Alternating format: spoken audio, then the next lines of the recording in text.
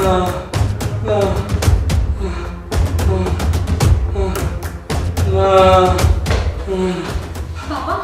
তুমি আজও সেই স্বপ্ন দেখেছো?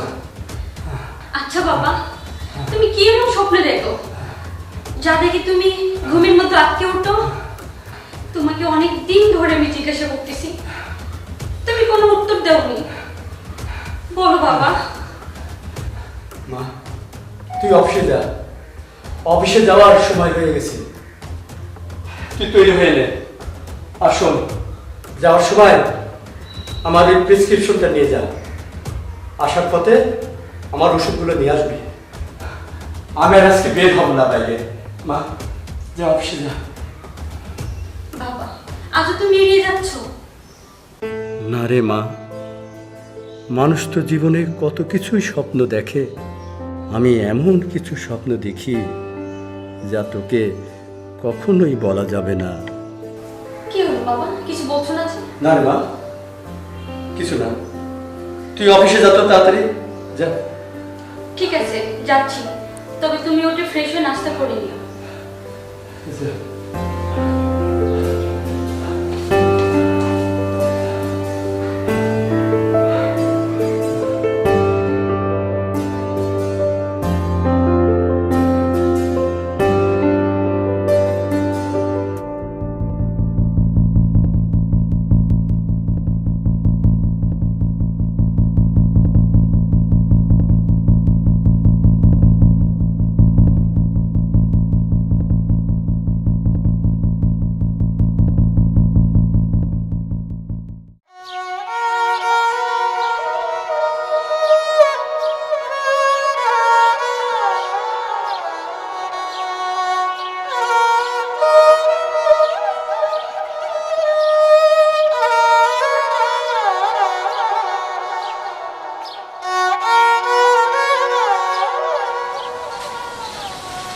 বাবা, ও বাবা, বাবা, তুমি প্রতিদিন সকালে বের হয়ে যাও, ঠিক এই সময় ঘরে ফিরে আসো, তাও চোখের পানি মুছতে মুছতে।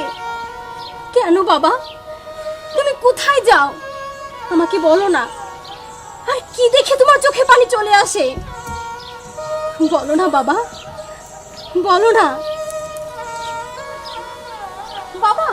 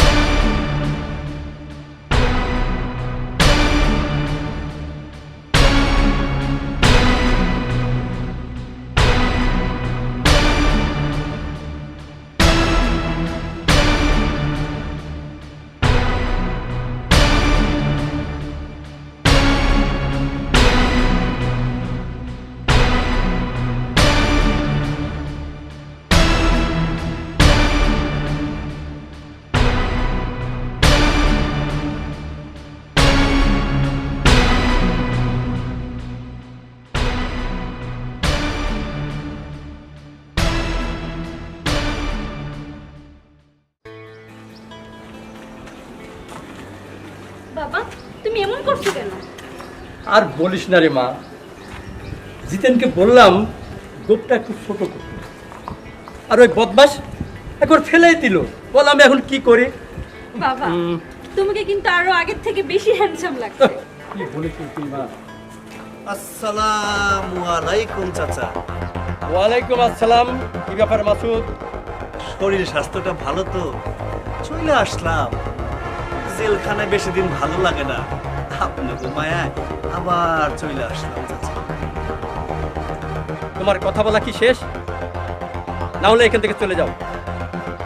তোমার মতো মানুষের সঙ্গে কথা বলার কোনো রুচি আমাদের নেই। কাঁচা মাংসের সুবাস আমারে টানে চাচা। থুকু থুকু থুকু। আপনারা দেখুন চাচা কন যাইব না, তাইলে চাচা আব্বা কই।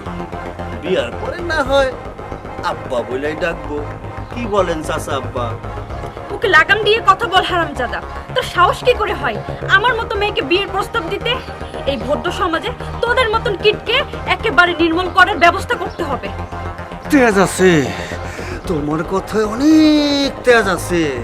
কাটা মাসুদের বোর তেজ থাকবো না, তা কি হয়? তা চাচা আব্বা সামনে শুক্রবারেই। এক মাসুদ, তুই অনেক বাইরে গেছো। ধৈর্যের একটা সীমা আছে।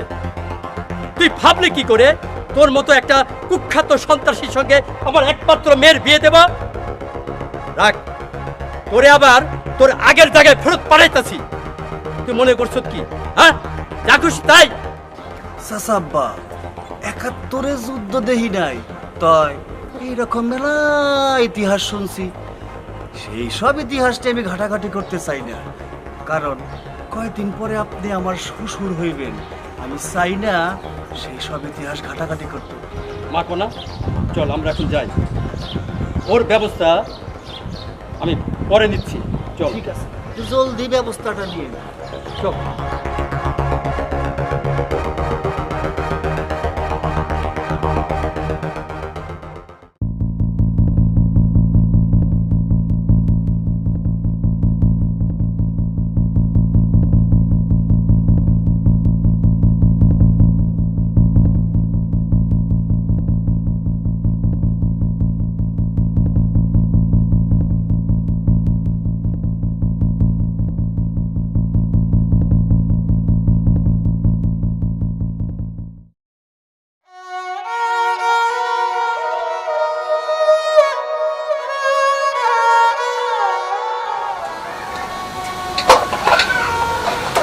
মারে,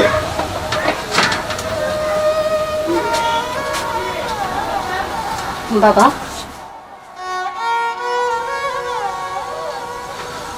মারে, আমি তোর এমনই একজন অথর্ব পিতা, তোকে দুবেলা দুমুঠো ভাত খেতেও দিতে পারি না। তোর মা পরবার থেকে অবশ্যই আমাকে অভিশাপ দিচ্ছে, বলছে তুমি কেমন বাবা, মেয়েকে দুবেলা খেতেও দিতে পারো না। তুই আমাকে ক্ষমা করে দিস। আমি একটা ভালো ছেলে দেখে তোকে বিয়ে দিয়ে দিব। অন্তত শ্বশুর বাড়িতে গিয়ে দুবেলা খেতে তো পারবি। ছি বাবা, তুমি এসব কি বলো? আর মা কেন তোমাকে অভিশাপ দিবে বলো? আল্লাহ পাক আমাদের কপালে যা রেখেছে তাই তো হবে। ও, শ্বশুর বাড়িতে আমি ভালো মন্দ খাবো আর তুমি এখানে একা একা না খেয়ে থাকবে, তাই তো? ভালোই বলেছো। দিয়ে দাও, আমাকে বিয়ে দিয়ে দাও। আমার কথা কষ্ট পাস না মা? কি করবো বল, আমার শরীরটা এখন আগের মতো ভালো না, কোনো কাজও করতে পারি না, তাই কষ্ট থেকেই কথাগুলো বলছি। আমি আর এমন কথা কোনোদিন বলবো না, তুই আমাকে ক্ষমা করে দে। এই কথাটা যেন মনে থাকে বাবা। চলো এখন খেতে চলো।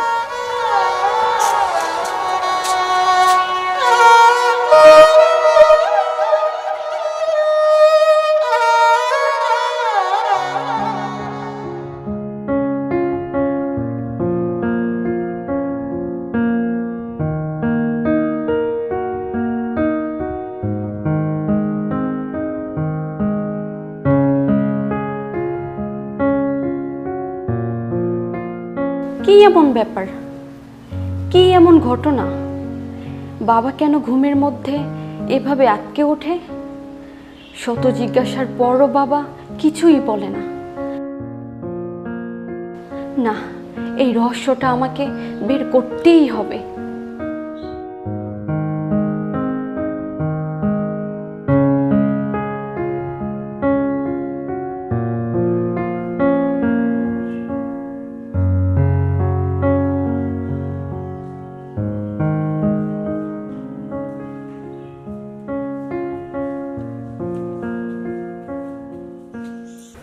বাবা তুমি এইখানে কি করো?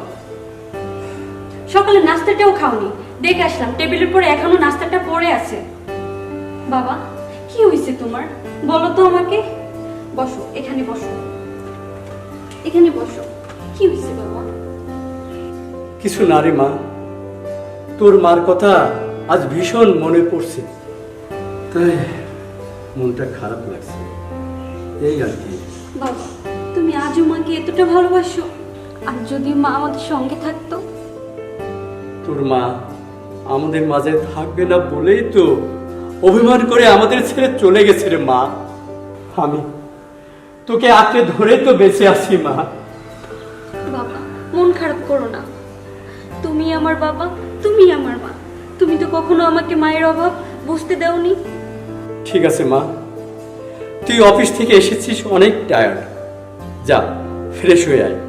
আমি সকাল থেকে কিছুই খাইনি মা, বাবা মেয়ে দুপুরে একসঙ্গে খাবার খাবো, যা ফ্রেশ হয়ে আয়। ঠিক যা মা, আছে, যা। তুমি একটু অপেক্ষা করো, আমি এখনই ফ্রেশ হয়ে আসছি।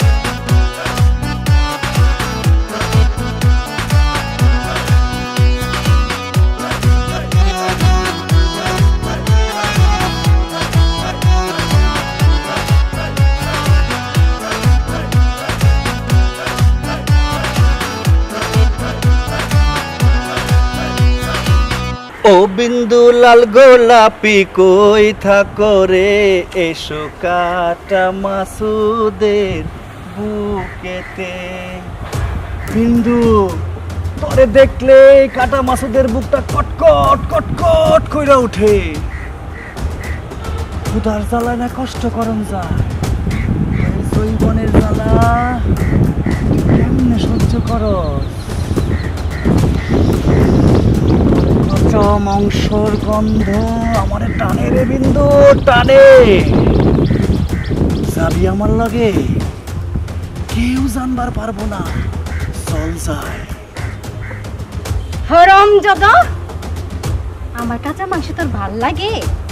হ্যাঁ, যদি এতই কাঁচা মাংস ভাল লাগে, যা দোকানে পাওয়া যায় কিনতে, ওইটা কিনে কাঁচা মাংস চিবিয়া খা। ওই তোর না ঘরে বউ আছে, ওর কি কাঁচা মাংস খায় কি স্বাদ মিটে নাই? তুই আসছিস আমার কাছে? হারামজাদা, তুই যদি এক্ষুনি আমার সামনে থেকে না যাস, তো পাল্লাটা একেবারে ফালাই দিমু। চেতিস না রে, চেতিস না। ঘরে আমার বউ আছে, কিন্তু তোর কাঁচা মাংসের সুবাস এই কাটা মাসুরদের ডাকে রে বিন্দু, ডাকে।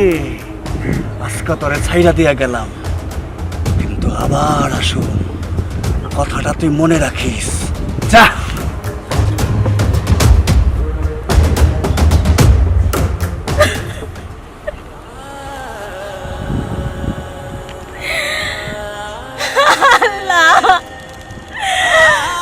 আল্লাহ, তুমি কি আমাকে চোখে দেখো না আল্লাহ? এমনিতে 2 দিন ধরে না খেয়ে বসে আছি, ক্ষুধার জ্বালায় থাকতে পারতাছি না, আবার তার মধ্যে ওই বদমাইশের যন্ত্রণা।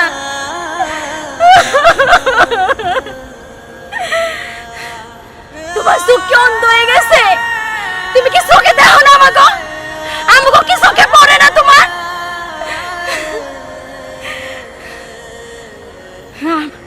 যতই আমারে কষ্ট দাও, কিন্তু এই কষ্ট সইবার শক্তিও তুমি আমারে দাও। খোদা, তুমি আমারে দাও।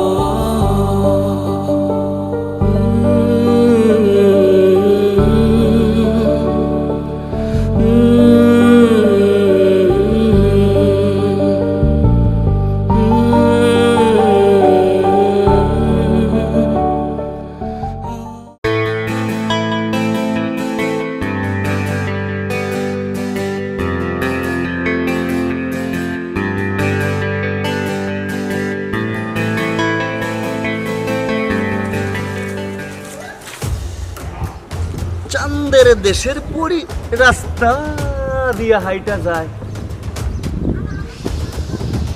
এই পরীর কাঁচা মাংসের সুবাসে কাটা মাছ পাগল হইয়া গেছে। তোমারে তো আমার লাগবো পরি। দেখেন, মুখ সামলাই কথা বলেন। আপনি যদি আরেকটা নোংরা কথা বলেন তাহলে আমি কিন্তু চেঁচামেচি করে এলাকার মানুষ জড়ো করবো এখানে। এই এলাকায় এমন কেউ আছে চিল্লাইলে এই কাটা মাসুদের সামনে আইব? তোমারে আমি আমার রাজপ্রাসাদে নিয়ে যাবো। ছাড়েন বলছি, ছাড়েন। কি হয়েছে মা? দেখেন না আঙ্কেল, এই লোকটা আমাকে একা পেয়ে আমাকে বাজে কথা বলতেছে। কিরে মাসুদ, তুই জেলখানাতে বাইরে আবার শুরু করছস? আস্তে কথা কই তুই ওই কাটা মাসুদের সামনে। এই কাটা মাসুদের সামনে জোরে কথা কর, হিম্মত করে কে দিছে বুইরা? হিরো হয়ে গেছো, হিরো। প্রত্যেকটা বাবাই তার সন্তানের জন্য সুপার হিরো। তুই যদি সুপার হিরো হস, আমি সুপার ভিলেন।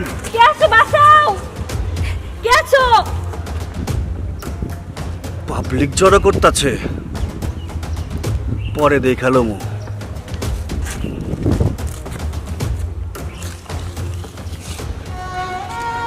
আঙ্কেল ওঠেন।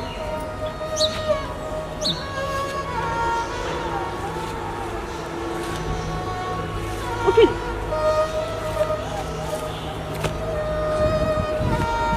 আঙ্কেল, আপনি তো অনেক ব্যথা পেয়েছেন, চলুন আপনাকে হসপিটালে নিয়ে যাই। না মা, কিছু ভয় নেই, তুমি যাও। আমি বাসায় যেতে পারি। আচ্ছা আঙ্কেল একটু দাঁড়ান, এই টাকাটা রাখুন। না না লাগবে না, রাখুন না, লাগবে না মা। ধরে নেন না, আপনার মেয়ে দিচ্ছে আপনাকে, আপনি কিছু ফল কিনে খায়েন। আসি তাহলে আঙ্কেল, আপনি ভালো থাকবেন।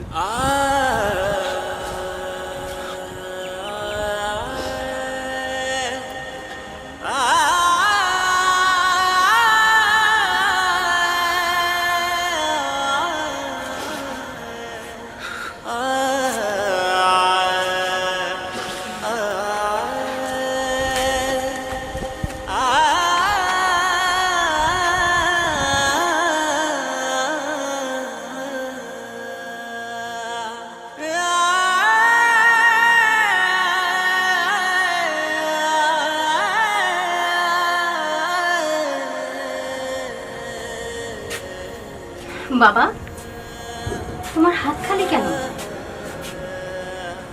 তুমি আজকেও কিছু আনোনি? বাবা, আমরা 2 দিন ধরে কিছু খাই না। তুমি কি আজকেও কোনো কাজ পাওনি?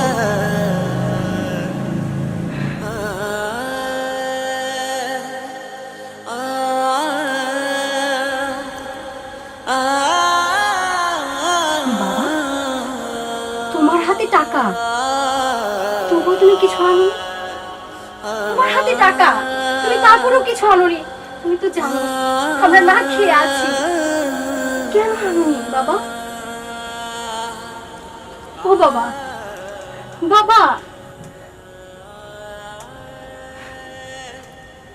ও বাবা, ও বাবা, বলো না বাবা, কেন কিছু আনোনি? তুমি তো জানো আমরা 2 দিন ধরে কিছু খাইনি। ও বাবা, বাবা,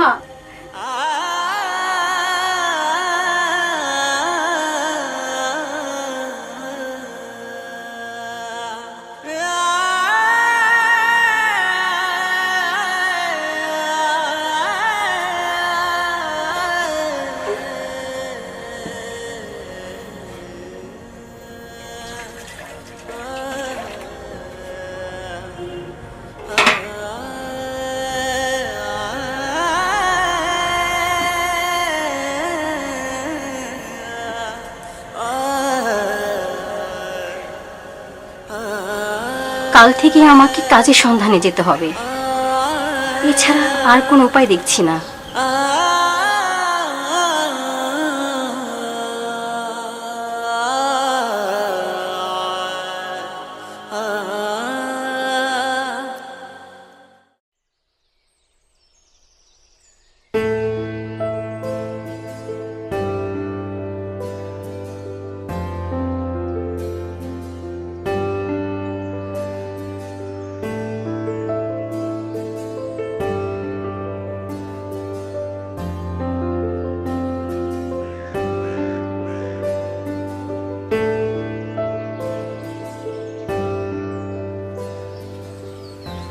আসসালামু আলাইকুম।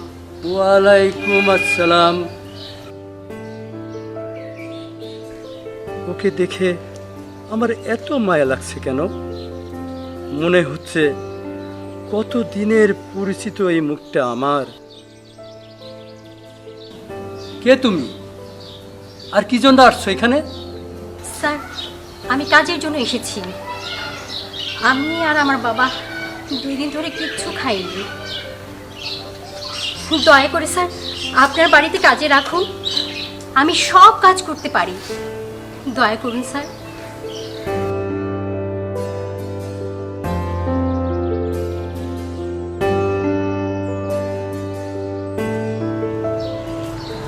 বাবা, এই মেয়েটি কি? এই মেয়েটা আমাদের বাড়িতে কাজ করার জন্য এসেছে। ও আর ওর বাবা 2 দিন ধরে নাকি না খেয়ে আছে। কি বলিস মা, ওকে কাজে রাখবো? হ্যাঁ বাবা, আমিও কয়েকদিন ধরে তোমাকে ভাবছি বলবো, একটু কাজের মানুষ হলে ভালোই হয়। তা বোন, তুমি সব কাজ করতে পারবে তো? জি জি আপা, আমি সব কাজ করতে পারবো। তা বোন, তোমার নামটা কি? আমার নাম বিন্দু। আমি আর আমার বাবা কমলাপুরের পাশে এক বস্তিতে থাকি। বাবা, বিন্দু না হয় কাল থেকেই কাজে আসুক, আজ বরং আমরা ওকে কিছু খাবার দিয়ে দিই। হ্যাঁ, তাহলে খুব ভালো হয়। তুমি না বলছিলা ওর বাবা আরো 2 দিন ধরে না খেয়ে আছে?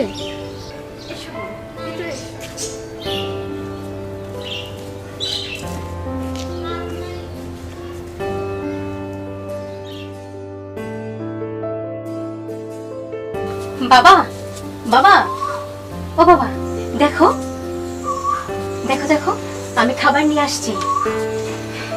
আরে তুই খাওয়া কোথা থেকে পেলি?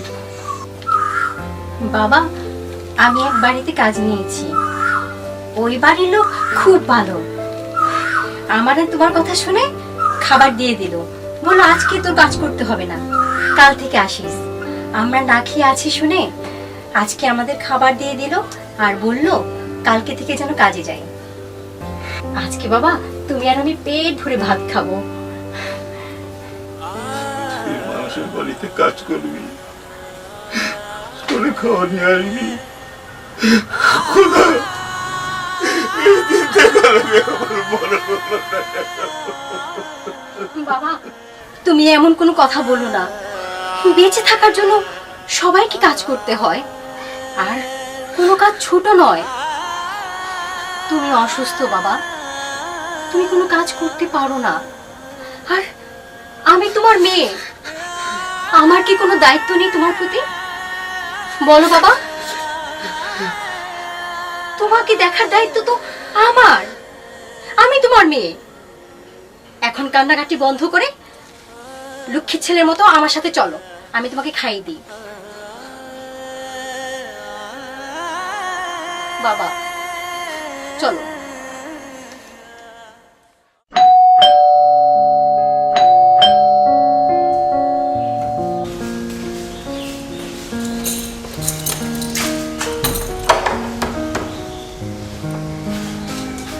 আসসালামু আলাইকুম। ওয়ালাইকুম আসসালাম। ও তুমি আসছো? আচ্ছা শোনো, কিচেনে সব কিছু রাখা আছে। তুমি আগে 1 কাপ চা বানিয়ে বাবার বেডরুমে দিয়ে এসো, তারপরে ঘরের বাকি কাজগুলো করো। আর শোনো, আমি অফিসে যাচ্ছি, আর তুমি বাবার খেয়াল রেখো। আসি। জি আর দরজাটা লাগিয়ে দাও। জি, লাগিয়ে দাও।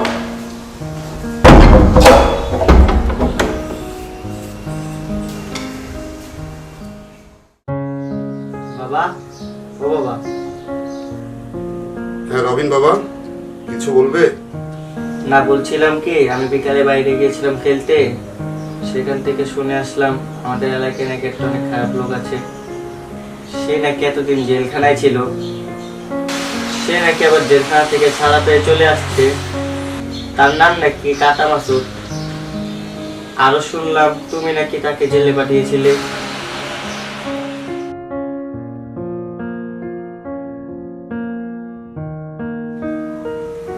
হ্যাঁ বাবা, তুমি ঠিকই শুনেছ। তুমি তো জানো তোমার বাবা অন্যায়ের বিরুদ্ধে কথা বলে, আর আমি কখনো অন্যায়কে প্রশ্রয় দিইনি। মাসুদ অন্যায় করেছে, তাই তাকে আমি পুলিশের হাতে ধরে দিয়েছি। শোনো, তোমার এসব ব্যাপার নিয়ে মাথা কামাতে হবে না, তুমি গিয়ে পড়তে বসো। কাল নাকি কোরবানির হাট বসতেছে, কাল তুমি আমাকে হাতে নিয়ে যাবা গরু দেখাতে। ঠিক আছে বাবা, তুমি কালকে বিকেলে রেডি হয়ে থেকো, আমি তোমাকে কোরবানির হাটে নিয়ে যাবো। আচ্ছা শোনো, আমি একটু বাইরে যাব, তোমার মাকে বলবে আমার আসতে দেরি হবে না। ঠিক আছে, যাও। ঠিক আছে বাবা। আচ্ছা।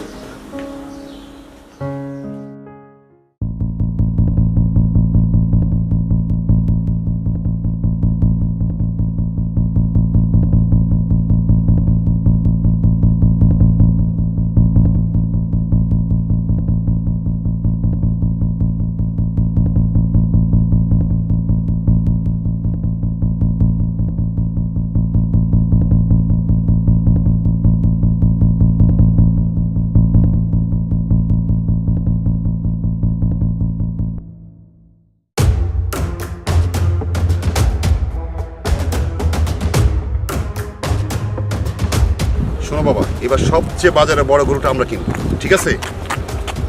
কি ব্যাপার, দাঁড়িয়ে গেলে কেন? বাবা,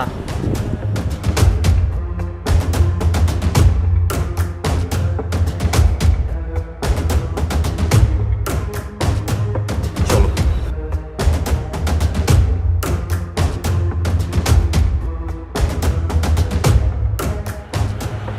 কি ব্যাপার মাসুদ, তুই আমার পথের সামনে দাঁড়িয়ে আছিস? আমি খবরটা আগে পেয়েছি, তুই জেল থেকে ছাড়া পেয়েছিস।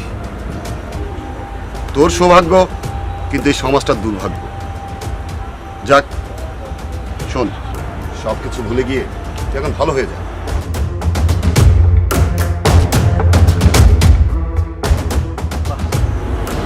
বাপ সান দেখি একদম বাপের লাহান দেখতেছি। তার সাহসটাও কি বাপের মতো হইছে, বুক ভরা সাহস। কি কইলি? আমার সৌভাগ্য আর এই সমাজের দুর্ভাগ্য। দুর্ভাগ্য যে কার কপালে লেখা থাকে কেউ কইতে পারে না। কে কখন সন্তান হারা বাপ হারা হয়ে যায় কেউ কইতে পারবো না রে। তোর লগে আমার হিসাব নিকাশ আছে ইয়াসিন। বাবা, তুমি বাড়ি যাও, অন্য আরেকদিন তোমাকে গরু হাটে নিয়ে যাবো। ঠিক আছে বাবা। যাও।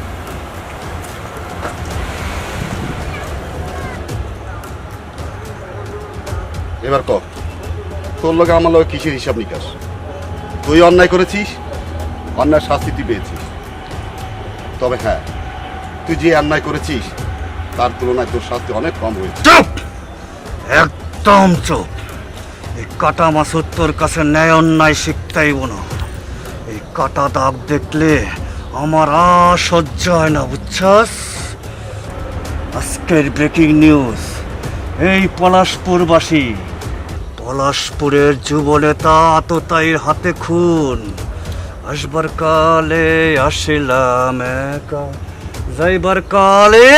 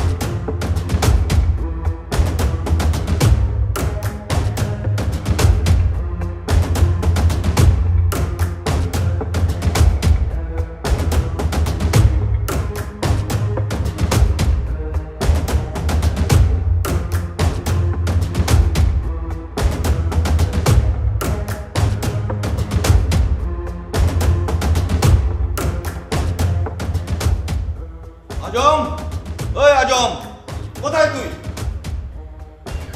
বাবা, তুমি এখানে? আর স্যারের নাম ধরে ডাকছো যে? হ্যাঁ, আমি তোর মালিকের নাম ধরে ডাকছি। কোথায় তোর মালিক আজম সাহেব? বিন্দু, উনি? জি, আমার বাবা। কি হলো আজম সাহেব, চিনতে পেরেছেন আমাকে? বাবা, বিন্দুর বাবা তোমার নাম ধরে ডাকছে কেন? এর উত্তর মা তোমার বাবার কাছে নেই। মানে? এই যে অট্টালিকার উপরে দাঁড়িয়ে তুমি আর তোমার বাবা, প্রশ্ন করো তোমার বাবাকে, এই অট্টালিকার মালিক উনি কিভাবে হলেন? কি হলো আজম সাহেব, চুপ করে দাঁড়িয়ে আছেন কেন? আপনি বলবেন না আমি বলবো? বাবা, বিন্দুর বাবা এসব কি বলছে? তুমি চুপ করে আছো কেন? বলো, উত্তর দাও। এর উত্তর যে তোমার বাবা আজ দিতে পারবে না। আমি বলছি শোনো, এই অট্টালিকার আসল মালিক কে? কি বলছো তুমি বাবা? যা সত্যি আমি তাই বলছি। আজ থেকে 20 বছর আগের কথা। আমি আর আজম ছিলাম খুব ঘনিষ্ঠ বন্ধু। আমি আজমকে আমার ব্যবসার পার্টনার করে নেই। আমার বন্ধুত্বের দুর্বলতার সুযোগ নিয়ে আমার সকল সম্পত্তি ওর নামে করে, আর এই বাড়ি ও সম্পত্তি থেকে আমাকে বিতাড়িত করে। ও আজম থেকে হয়ে যায় আজম চৌধুরী, আর আমি শফিক চৌধুরী থেকে হয়ে যাই শফিক। কি হলো আজম চৌধুরী? একটি কথাও কি আমি ভুল বলছি? আরো একটি সত্যি আছে যা শুনলে আজম চৌধুরী। বলুন আপনি, আর কি সত্যি? তুমি যাকে তোমার বাবা বলে ডাকো সে তোমার বাবা নয়। চুপ কর বন্ধু, চুপ কর। তোর সব সম্পত্তি আমি ধোঁকা দিয়ে যেভাবে লিখে নিয়েছি সেটা যেমন সত্যি, কণা আমার মেয়ে সেটা একইভাবে সত্যি বন্ধু। কণা আমারই মেয়ে। না আজম সাহেব না, এটি মিথ্যা নয়। তুমি যখন আমার কাছ থেকে আমার সকল সম্পত্তি লিখে নিলে, আমিও তোমার এক মহামূল্যবান সম্পদ সে রাতেই চুরি করে নিয়ে যাই, আর তোমাকে দিয়ে যাই আমার সকল সম্পত্তির চাইতেও মূল্যবান সম্পদ, আমার মেয়েকে। বিন্দুই হচ্ছে তোমার রক্তের সন্তান, আর কণা হচ্ছে আমার রক্তের সন্তান। মা বিন্দু, তুই আমাকে ক্ষমা করে দিস। ভাগ্যর কি নির্মম পরিহাস, তোর ওই জন্মদাতা পিতার ঘরে তুই আজ ঝিয়ের কাজ করতে আসছিস। এত বছরের জমানো ভালোবাসা, শ্রদ্ধা এক নিমিষে শেষ হয়ে গেছে বাবা। আমি কখনো স্বপ্নেও ভাবতে পারিনি এমন একটা ঘটনার শিকার হতে হবে আমাকে। আপনি আমার অনেক করুণা করেছেন, আপনার আর কোনো করুণার প্রয়োজন নেই। আমি আমার জন্মদাতা পিতার সাথেই চলে যাব। বিন্দু বোন আমার, সারা জীবন শুধু কষ্টই করে গেছো। শত কষ্টের মাঝেও আমার বাবাকে তুমি আগলে রেখেছো। এই ঋণ আমি কখনোই শোধ করতে পারবো না। বিন্দু বোন আমার, এই অট্টালিকায় থাকার অধিকার একমাত্র তোমারই আছে। সারা জীবন এই অট্টালিকায় তুমি তোমার বাবার সাথে সুখে থেকো।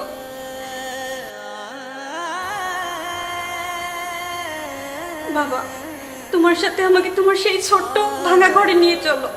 এই অট্টালিকায় আমার দম বন্ধ হয়ে যাচ্ছে। কি গো বাবা, তোমার সঙ্গে আমাকে নেবে না? চল মা। দাঁড়াও বোন, দাঁড়াও বাবা। বাবা, তুমি কিভাবে ভাবলে আমি এই অট্টালিকায় থাকবো? কেন হওয়ার পর থেকে আমি তোমাকে বাবা বলে জেনেছি, সে নাই বা হোক ধনী, কিন্তু যার আদর ভালোবাসা আমি বড় হয়েছি তাকে আমি কিভাবে ভুলতে পারি? সে শিক্ষা তো তুমি আমাকে দাওনি। আমি না হয় তোমার রক্তের মেয়ে নই, কিন্তু কণা তো তোমার রক্তের মেয়ে। তুমি কি আমাকে বাকি জীবনটা কণার মতো আগলে রাখতে পারবে না তোমার কাছে? বলো না বাবা, বলো না। কেন পারবো না মা? বাবার কাছে সন্তান কখনো বোঝা হয় না। যে কটা দিন বাঁচবো আমার এই ছোট্ট ঘরে এই বিন্দু কণাকে নিয়েই বাঁচবো।